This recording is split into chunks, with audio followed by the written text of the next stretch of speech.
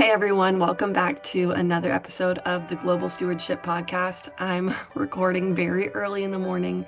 The roosters are crowing in the background. I wanted to give you guys this life update, not just to talk about myself, but that I think is going to inspire people to transform their life in their homes, on their farms. If it's morning when you're listening to this, pull up a chair, drink some coffee. Just ignore my raspy morning voice as we chat about how I started a cooperative farm, how I went from working 60 plus hour weeks to now finding rest and contentment and bringing the romanticism back to farm life, how I host volunteers from all over the world and have switched my farm from being an absolute money pit to now something that's a village that supports people in our community, supports my family, and is just turning into something that is just a beautiful example of what we can do when we work together and trust in God's provision. I really want to see a future where farming is seen as the solution.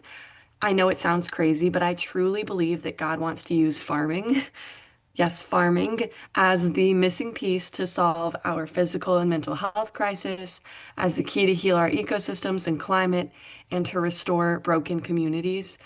I don't know about you, but most communities I've lived in and go through are pretty broken. After spending most of my childhood and young adult years witnessing the vibrancy of food and farming around the globe, I was inspired to start my own farm back in 2020. I really didn't set out to do this, but after a very short time, I realized that my goal was to see if a no spray, no till, hyper local, truly natural minded farm could work.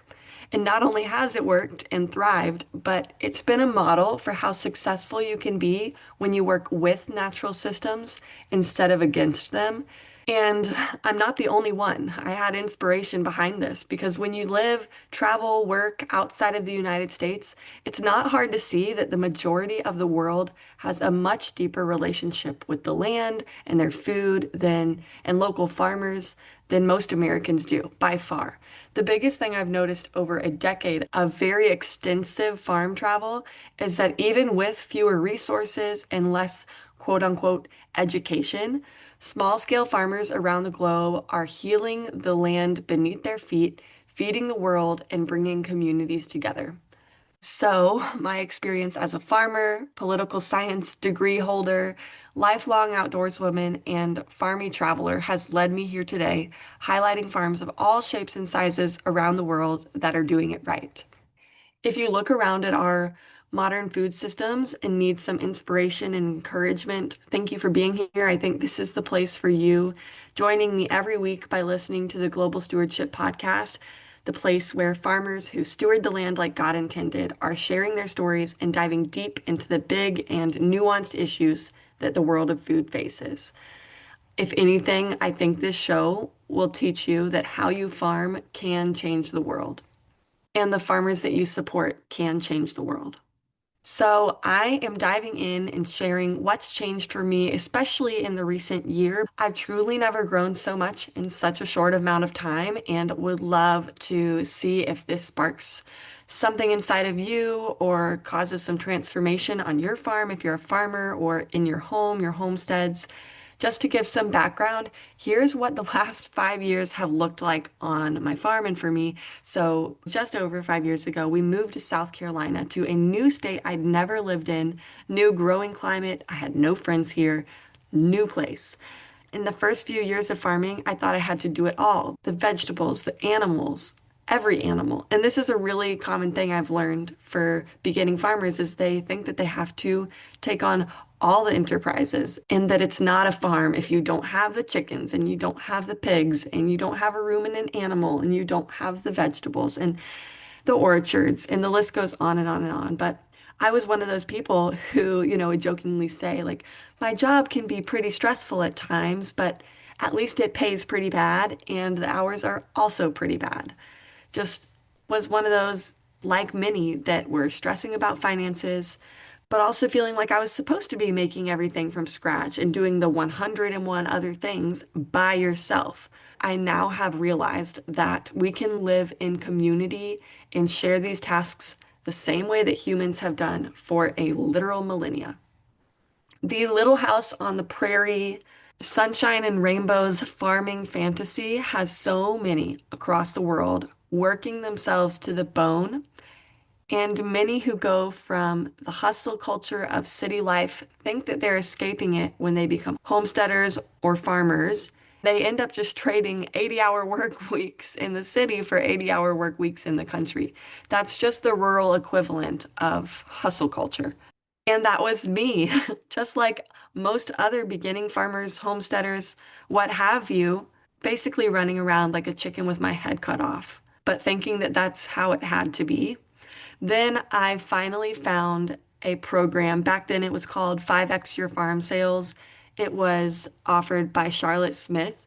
And in less than 10 weeks, she helped me 10X my farm sales and really just teach me the mindset I needed to rekindle that passion for my farm, heal the parts of my marriage that were breaking because of my overworking on the farm and his not working any on the farm because he's not the farmer. Just so many things. And I have since actually become a certified coach through her coach certification program because of how transformative learning this mindset life coach strategy was for my life. And this is where it all kind of started changing for me, where I had spent so much time thinking that if I finally came to profitability that I would love it. Well, when I finally did, I realized that I didn't want to do that the rest of my life. And I was also renewing my mind, rewiring the way that I think about everyday things, circumstances, situations. Then I became a mom, started really prioritizing health with having a home birth. And anybody who's had a home birth, it changes your outlook on everything, food, medicine, health. And so just diving a whole lot deeper into better food, into community. And I began having these revelations here in the US. Like we think that our individualism is so great, but our very identity is not independent or self-decided, but it's a result of our relationship to other people, to our community. A lot of people think that community means a loss of individuality, but I would argue that the deeper your community relationships, actually the greater your opportunity to truly discover your full identity. And having some of these thoughts started leading me into these ideas of what has now shaped the way we operate our farm, the way we've shaped our life. And it's what I want you to stick around on this episode and hear about. It may not be for you, but I'm sure that there are ways that you can implement some of this stuff in your own life that will absolutely be so exciting and transformative. Basically, within a couple years of a period, I went from believing I had to do everything myself, be the boss, be the farmer, have the farm store on our property, sell to grocery stores, run the successful social media, do the podcast, all of these things by myself to now, I don't want to do anything by myself. And I'm sure some of you are thinking that's so self-explanatory. She was just overworking, overcommitting. But if you're thinking that, my guess is that you are not a farmer because the farmers out there can probably relate. It's a very individualistic career choice, as we've talked about in many other episodes. It's a special kind of person that wants to be a farmer, tend to the land, see all of their work come to life and fruition, and that's how a lot of us start out. But there's a reason that over 80% of farms fizzle out within the first 3 to 5 years because we cannot do it. It is unsustainable to try to do everything alone. We were never made to be alone. We were built for community. And so I had to kind of like repent over my individualism, and I started dreaming of a farm where I wasn't the only farm business, but could welcome many, many other farmers and farm businesses to the same property to operate. And I began with a single flower farmer with my now best friend, Abby. And it was this partnership with Abby that made me realize all of this could be possible. My dreams of community, my dreams of revitalizing the trade and barter system in our town, it all started with Abby coming, bringing her flowers. And of course, there's ways to set it up where maybe you're charging a lease for fellow farmers or homesteaders. But in many cases, I've been able to work out agreements with the farmers on this property where it's been just mutually beneficial. For example, with Abby, before she joined our farm team, before we had flower farmers here, since we are a no spray farm, like completely no spray, not even organic sprays, we had to do so much companion planting, planting flowers and herbs that would deter pests and disease from our fields. And Abby came in and virtually did all of that work for us for free because that was her business. And so it took all of that cost off of my plate, all of that planting time, field prep time off of my hands. And so if you do companion planting, this might be something that might work for you. It's a great way to utilize these natural systems of different farm enterprises working together without you having to do all of it yourself. And not to mention, when you are marketing so many different products, it's very hard. In fact, in many cases, it's impossible to get to profitability with all of those things. And so a lot of farmers, they're only profitable in one thing, or they're not usually not profitable in anything the first 5 to 10 years. So instead of previously trying to sell flowers, trying to sell eggs, trying to sell vegetables, being able to just focus on one main thing was revolutionary. And that first season with Abby was very eye-opening. It was perfect. There was nothing that went wrong. And I'd actually tried it before with a family member who had raised chickens on our farm, and it didn't last. She decided that she didn't want to raise chickens anymore, and she'd moved her whole family up here to my town and then moved them back away to where they came from a couple years later. And to me, that was such a failure, and I thought, man, maybe this isn't possible. But for then to have the complete opposite experience with somebody else, that I think that God really wanted to be there. And I don't think that the first experience that in my definition I considered a failure, I don't believe that God saw that as a failure. But I knew that it obviously wasn't a perfect fit for the farm because she didn't stay and she didn't decide to give her life to this land. Like, I know that Abby's going to be here for decades and decades to come. And for me, that was my view of what a success would look like. Well, I started reaching out to more people, and we'd had an older couple who'd been gardening the front of our farm just to keep it looking really aesthetically pleasing, keeping the weeds at bay for customers driving to our farm store. They're like homesteading for their family on this property. And then looking around and realizing, well, we've had beekeepers and beekeeper businesses here for several years also. And now we have a whole separate farmer who's running the farm store on our property. I don't even run the store anymore, have really anything to do with it. We just sell some of our stuff there, but taking that off my plate also, but still utilizing that building to feed people local food from our community. I no longer have to be there every day that the store is open, be on top of stocking it or making sure someone else was stocking it properly. I just passed that off completely to another local farmer. And I know there's farmers listening who are thinking, how could you ever do that? Because so many of us see our farms as our little babies that we want to be in full control over. We want full creative autonomy. We want ownership of all of the customers. And here I am with several different people with several different farm businesses on the same land, and am inviting more and more and more. And the way that I see it is that this is the way that we're sustainable. We're working in partnership. We're like all team players, and it's been incredible. Everyone is a perfect fit. And when you do find people who have that same vision to care for the land, steward the local environment, and truly transform the ground beneath your feet, feed the community, educate people about where their food can come from when they shop differently, it all starts to fall in line. And so seeing this start to be successful started giving me a whole new, renewed sense of hope for how we can transform local food systems because it was feeling really daunting when it was just me in my little town or just so and so in their town.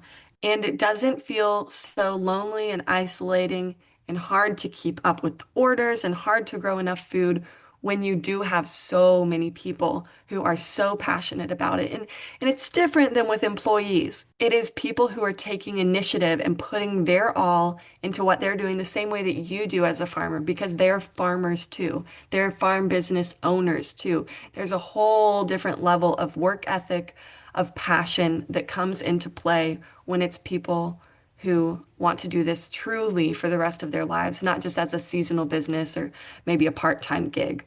And the key with all of the people that we welcome to this land, none of them own property, like more than a backyard.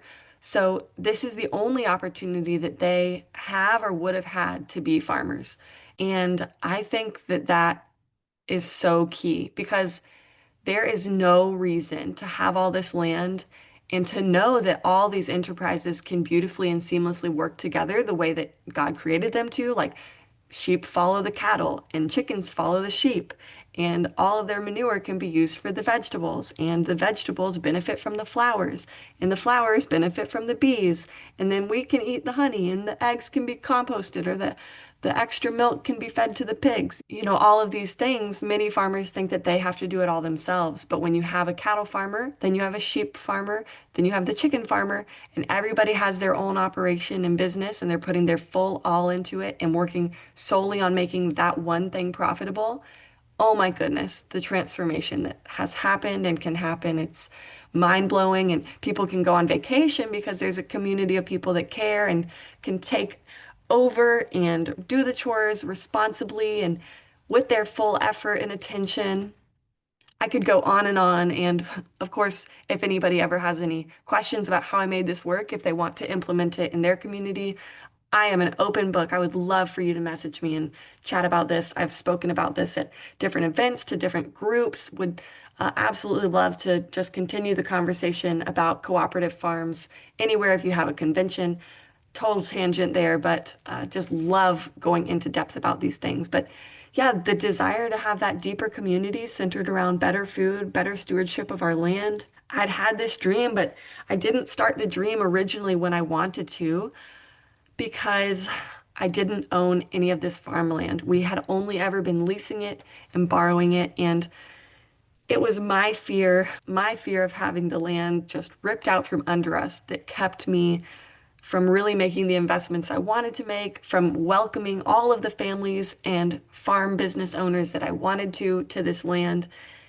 But then everything changed when I went to England. Although we'd been starting to welcome all these people, like I didn't really kick it into full-fledged high gear until only recently. I went to England and learned about the tenancy farming system, where something like 16% of farmers don't own any of the land that they farm, but then just under 50% lease or borrow. They're tenant farmers on some of the land that they farm. So only about 50% of farmers actually own all the land that they farm. But I spent every single day with a farmer in England. I was traveling from farm to farm, learning underneath them, doing their photography, videography, helping them with their marketing like I do, just in exchange for their time, them feeding me, hosting me. It was a beautiful experience. And the greatest takeaway I think that I had, well, one of the top two, was that they were passionate, so passionate about stewarding land that they didn't even own and putting their entire life's work into land that was not their own. That is such a foreign concept to Americans. Again, we are taught so individualistic. We're taught the American dream of owning your own land, building your own castle, your own fortress. And then you go to England, where half the people that I was visiting don't own a single acre. Yet they were some of the best land stewards I've ever encountered anywhere in the world.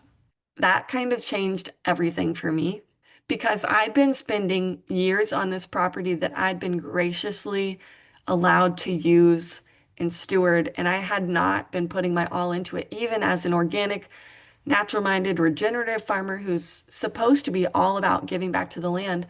I was giving back in many, many ways. I've seen the bird populations return. I've seen the soil heal in many parts of our farm, but I wasn't making the pomegranate tree investments. I wasn't making the investment in permanent farm fencing, different things that would have really helped our farm grow and thrive in much greater ways earlier. I was putting those on the back burner until I could have land that I owned and that I had that safety net of ownership with. But yeah, like I said, England changed everything. And so I just started making investments here. I also realized that maybe other people wanted to make investments into this property too, that I wasn't the only one having these revelations that you don't have to own a piece of land to steward it like we were called to at the beginning of time. So I started putting my all into this piece of land and started inviting others to join me while being very clear that I don't own the land and it could be taken from us at any moment. And people came. And then I got word that we could buy the house on the farm. And originally, we'd been offered this house before, but the story was always that, we wouldn't be able to farm like we wanted to here. But I think that once I had that trust and I had learned from those people in the UK, I started truly putting my all into the land here in a way that I hadn't before and proving myself. And then we got that opportunity and along with it, the chance to farm the land here in a way that had never been offered to us before. And I think that that is so, so convicting because what was, I thought, holding me back, I was just holding myself back from these opportunities, if that makes sense. Looking back now, it's so clear that I was acting out of fear and not trusting God's provision here on this land and operating out of a state of almost like an impoverished mindset, I guess is the only words I can put to it. Not listening to my husband who told me that God was going to make it all work out. He'd been telling me that since we got here day one. So all of a sudden, this dream of community sufficiency and having a huge cooperative farm here in my town not only just came to life, but within a couple months period knew that I was going to be on this land for probably the rest of my life. And I have been working so hard over the past several months, not only Liam and I to move into this house on the farm and sell our other house. It's just now getting on the market, but I've been working hard to really clear up this vision for how I want this cooperative farm to operate and thrive for years to come because I do want people like Abby to feel welcome here for decades and decades. And I would love to grow old with these fellow farmers that are coming to this property. Like we talked about in the recent podcast episodes with guests from Uganda, we have such a big lie of self-sufficiency here in Western countries like the US, Canada, Australia, even some in the UK. But how we build community sufficiency is by focusing on our own strengths and seeing neighbors do the same and then coming together and working together. I'd obviously known this for ages, but I thought, we live in the 21st century. We're too far gone. Nobody wants to farm together. Nobody wants to trade and barter. Who wants to shell peas on the porch as a neighborhood anymore? So I thought that the burden to grow and do it all was still going to be on me. And turns out, as we've talked, it wasn't. It was just another of the many lies about food and farming that I've believed, that I was told over the years. And this is so common in the food and farming world because we're taught that industrialized farming is the answer because we have to feed the world because people don't want to farm anymore. That's actually totally not true. And the more I do this, the more I realize that people all around the world are fighting for their right to homestead, are fighting for their right to farm on smaller scales. Small scale farmers are still the people who are feeding the world in most countries around the globe. It is just our Western notion of quote unquote feeding the world that we are pushing onto other countries, onto people. We're putting into legislation that's hindering small farmers like myself. And so this realization is what slowly shaped our farm from a one-woman madhouse, suffering, hard to keep up with, unsustainable operation to a cooperative farm featuring several independent businesses, homesteading families, community gardeners, and still looking for more. The switch has also helped me totally shift from spending hundreds of dollars at the grocery store each month to now I rarely need a visit there, maybe for a missing item every few weeks. Just last week, Willie and I went to the grocery store for the first time in probably a month after all of the tragedy that happened with Charlie Kirk and the shooting in Evergreen. Liam and I came to South Carolina from Evergreen, so something that felt really crazy and scary and close to home at that high school. I just wanted to go to the grocery store and treat myself to a treat and some of my favorite things. And I know that's not what you're really supposed to do when you're super sad, but that's what I did. Liam wasn't home and I'd been praying and praying and I just wanted a treat. But just all that to say, That's the only reason we had to go to the grocery store for a month because we now trade and barter for so many things. We now have the ability to grow more vegetables because so much of my energy is not on all these other enterprises. We now, because we host volunteers from WOOF, the Worldwide Organization of Organic Farmers, we host volunteers from around the world. We buy a lot of things in bulk. We buy our rice in bulk from Marsh Hen Mill. Very first podcast episode was with Greg Johnsman from Marsh Hen. We buy locally made pasta in bulk, beans, peas. We trade the vegetables that I grow for everything from locally made sourdough to homemade laundry detergent to kombucha. Oh my goodness, the best kombucha. I trade veggies for this amazing kombucha. Not because I don't know how to read a simple laundry detergent recipe or kombucha brewing 101 on Google, but because when I put all of that on my plate, which I've been there, done that, and put all of it on my plate, true living went out the window.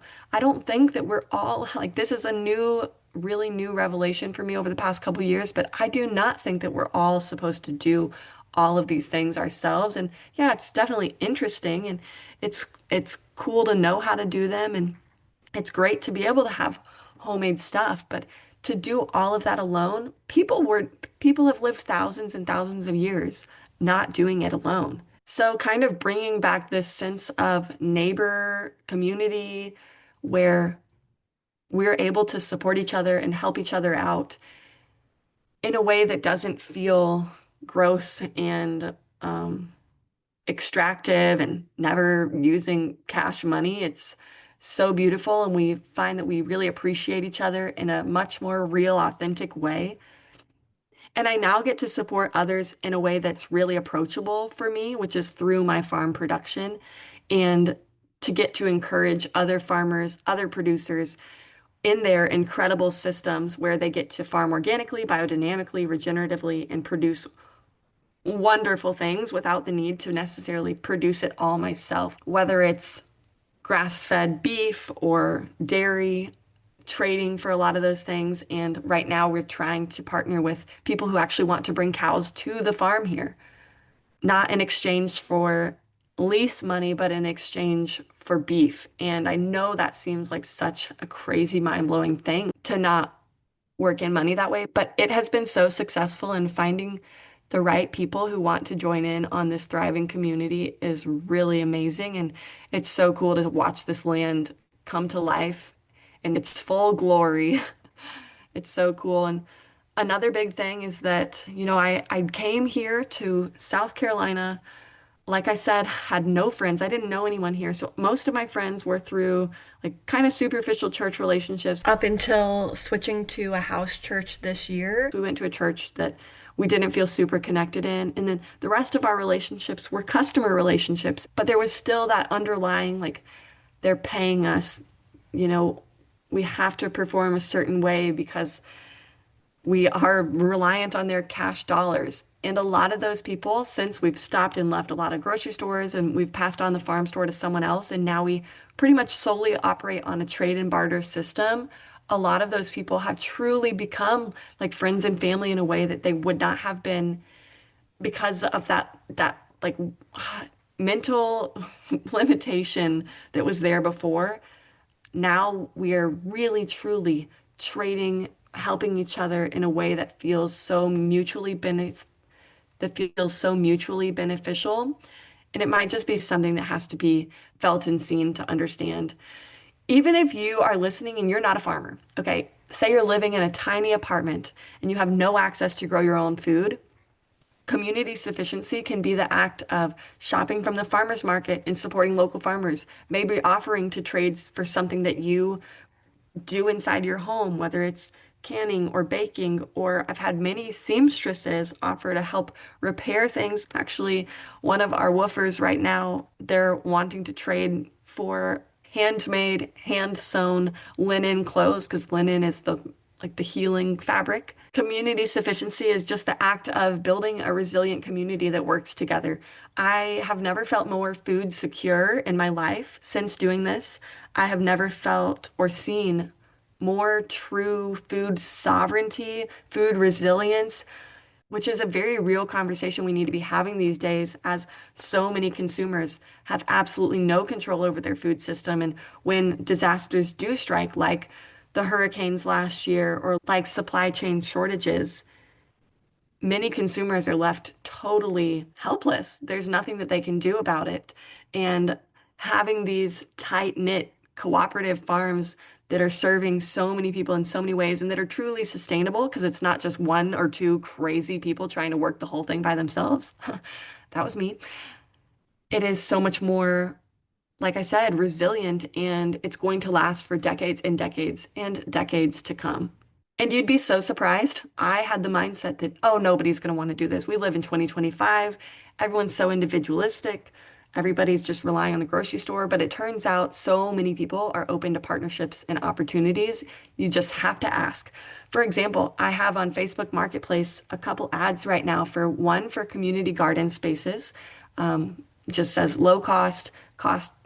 The cost changes based on the square footage of the garden that you use. You just have to pitch in for water, be willing to trade veggies and become part of this thriving community.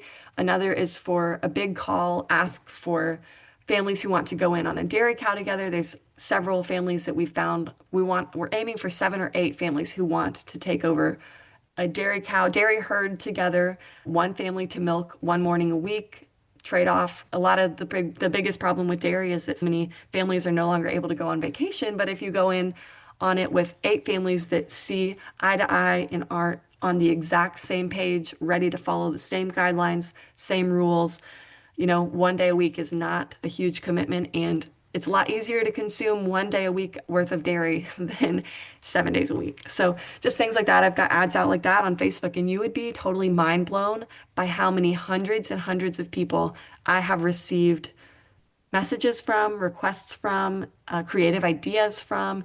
And of course, there's not going to be hundreds and hundreds that join in on this mission because we have to be really picky with who we do welcome into this because we're not just looking for people who are on a whim or they're living that fully romanticized version of farming and are not willing to put in the work, but we're looking for people who are in it for the long haul, really naturally, regeneratively, organically minded, like the rest of us here are. And I think that's exactly how we're going to find the next few people. And, we're having a conversation right now. We've found somebody through Facebook Marketplace who's going to cover the whole cost of fencing an entire 8-acre big parcel for us. And so that's just pretty incredible to me and something that I never would have considered several years ago and that I know sounds so woo-woo wacky to some of you. But it's beautiful and it's working, and this land has never been happier or healthier, and there's never been so much potential for changing our community for the better. I have been so abundantly blessed with this communal lifestyle. I was just visiting my hometown recently in Montana and spent time on the ranch where I really spent like half of my childhood. My childhood best friend lived on this horse ranch, and they were my safe place, totally. Their life always looked a good bit different to me than the people in Big Sky, the nearest town, which has changed a lot, by the way. If you've been there and visited there, that's not how it looked when I was little. But their life was always so interesting, and they just lived so much slower and increasingly so as time has gone on and things have become more and more developed in that area.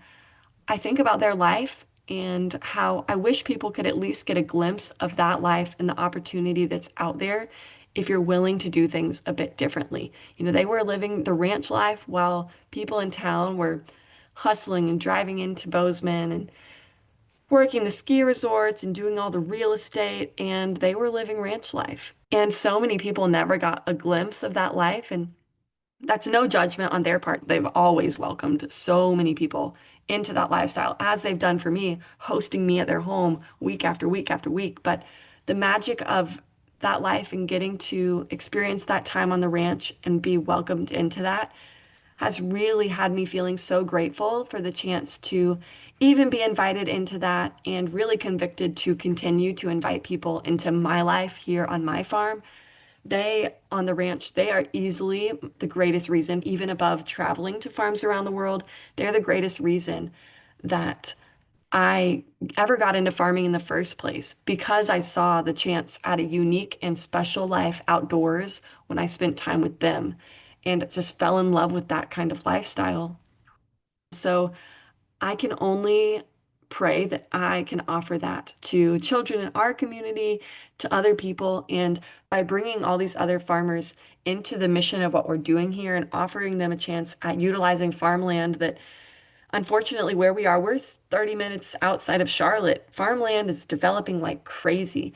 And a lot of farmland is not affordable because it's being sold to developers. And so for many, partnering with us is the only opportunity that they have to steward the land and to heed this call that they feel, like many from the creator of the universe. The first instruction for humans was to care for the land. But if there's no land to care for, a lot of people have that void. And so to help fill that and offer people that opportunity, and then each one of those people, each farm business, each homesteading family, then brings more people into this, welcomes more people to see where their food comes from, to become part of this trade and bartering community.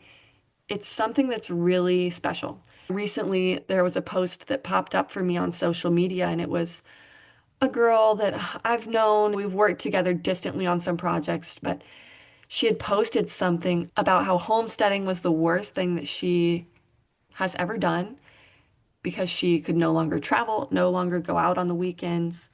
And she probably fell for the slow living lie of farming, but became one of those people where there was nothing slow about it.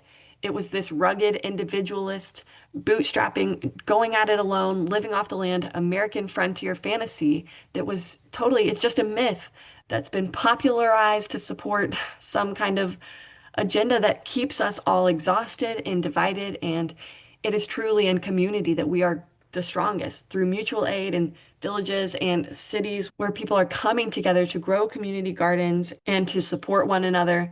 Of course, her homesteading journey was the worst thing that she ever did in her life because she was doing it all alone, overwhelmed. I've been there myself. Those first couple years were like the hardest. They weren't the worst because I just loved it and this is what I'm called to do, but it was the hardest years of my life when all you can do is struggle to keep up with the chores, go to sleep at night, hear the storm coming, and worry all night long about what's going to happen to your animals because you don't have enough help.